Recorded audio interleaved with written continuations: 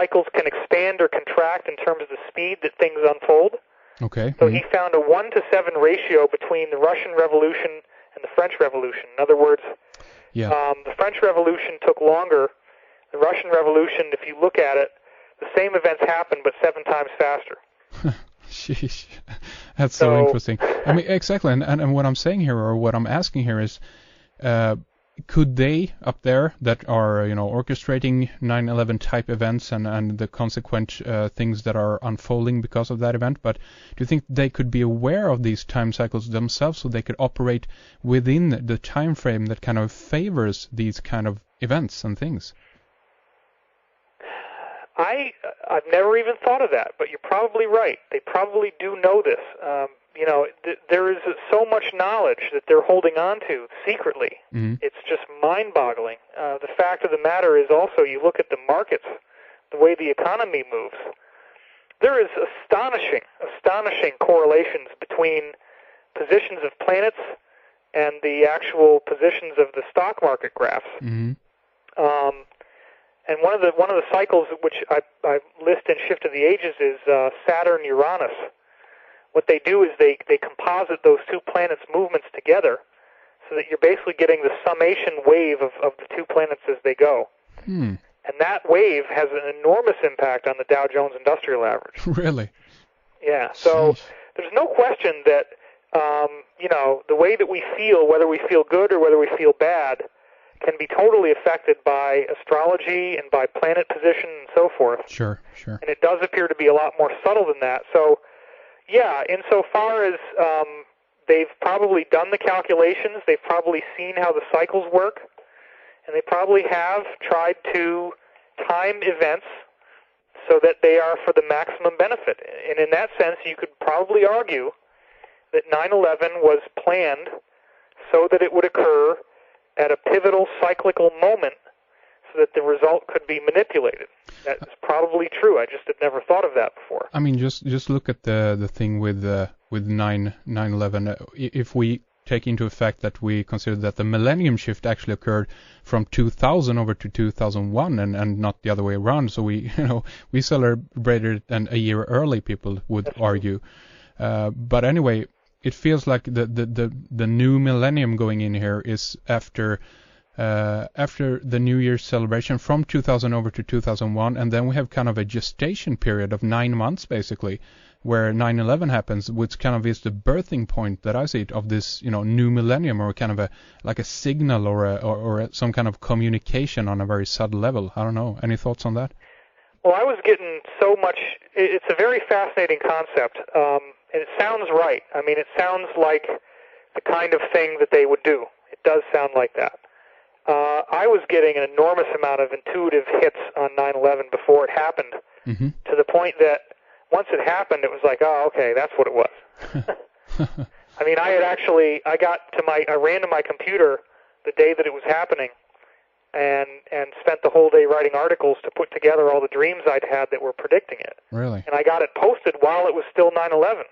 Because I knew this was going to happen. I knew something was coming. I just didn't know how or when, but I kept seeing dream after dream after dream in which airplane crashes were associated with a sudden economic collapse. And I'm like, what in the world would an airplane crash have to do with the economy collapsing? Mm-hmm. I just couldn't put it together. As soon as it happened, I was like, oh, that's what it is. Okay. Sheesh.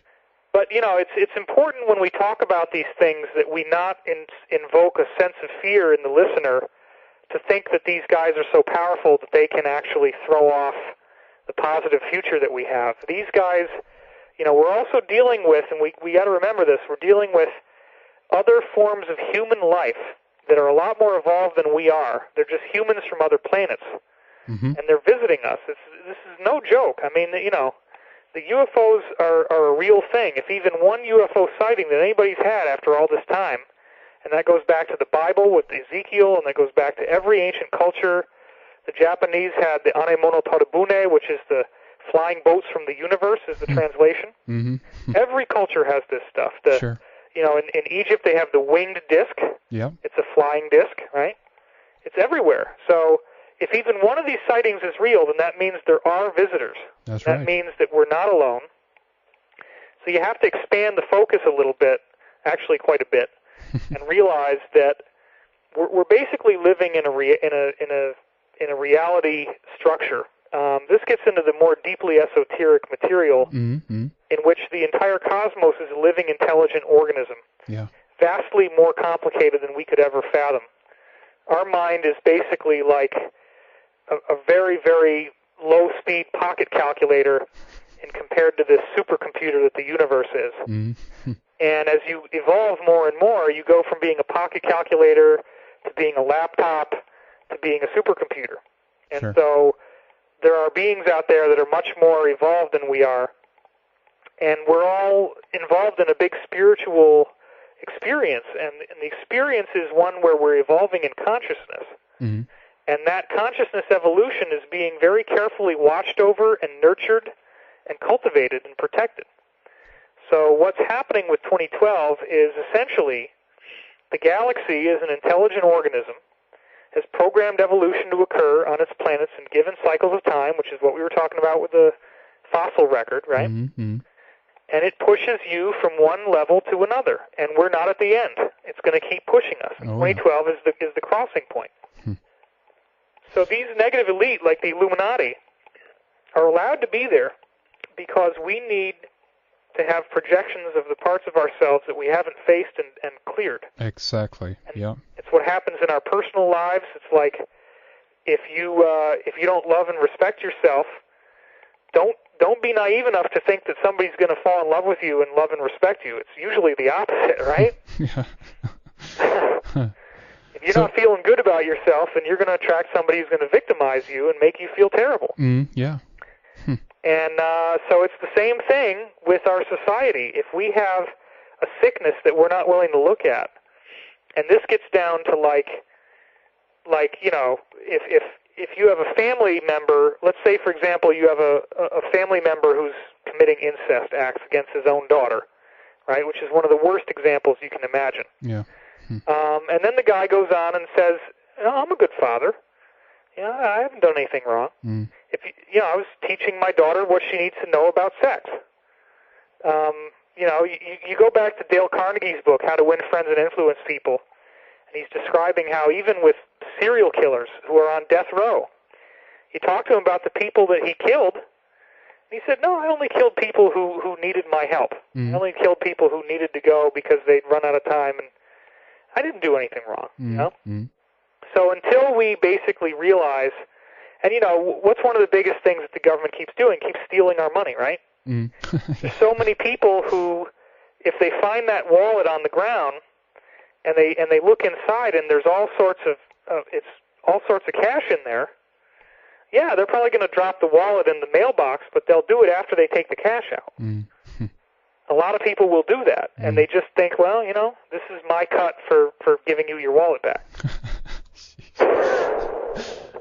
Well, exactly. I mean, again, everyone is everyone is different. They have their ideas about what life and what this experience is all about. And in the end, I don't see it as black as white that this is either right or this is wrong. This is levels of all of this, and I to kind of summarize, I guess, what you're saying also about this with the conspiracy, with the Illuminati, with all the secret societies, with all the hidden agendas that is going on, that in the end this is nothing to fear. This is an instrument that is there, or actually a tool for us at this time, because I see it that this actually opens up an opportunity for us to become aware of all this wonderful stuff about synchronicity, but also about actually how a lot of evil deeds and hidden agendas are played out, but this also heightens your awareness, I feel, on a whole new level. This makes you.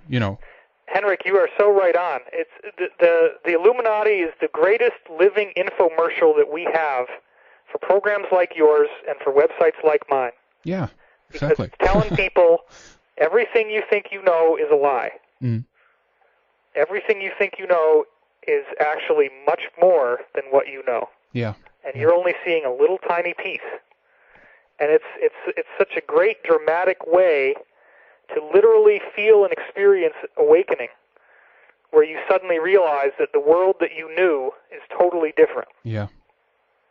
Absolutely. And it's a fantastic thing to do. And the only reason why the media has kept it so quiet is because they are all interconnected. It's all part of one system that primarily works on the profit. It's not profitable to question the whole system, especially when those who are in the government are blackmailing and bribing you and threatening you that if you actually go forward with the story. I mean, look at this, right? A lot of people are saying it wasn't a good film in terms of, film structure, the conventions of how to make movies, but, the Robert Redford film, Lions for Lambs, had Tom Cruise, Meryl Streep in it. Mm-hmm. I mean, this film is blatantly telling the world how this happens in the media, how the truth is discovered and it tries to get out there, but then if somebody tries to put it out there, they basically just get silenced and the story is never published. Yeah. So we have all the things we need to see it. There's movies they're showing us, there's books that you can read, there's even television programs you can watch, and yet it still hasn't quite reached that sort of pivotal moment where the whole world kind of says, whoa, wait a minute. This is all different than what we thought. Yeah. And we got to rethink everything. Exactly. We're still trying to hold on to the old ways, and that's why guys like you and me doing this kind of work, it's like the gold rush. We're out there staking our claim to pieces of land before everybody comes running and looking for it. Mm-hmm. And so if we can get ourselves positioned now, that's great, because in the future, this is going to be taken a lot more seriously.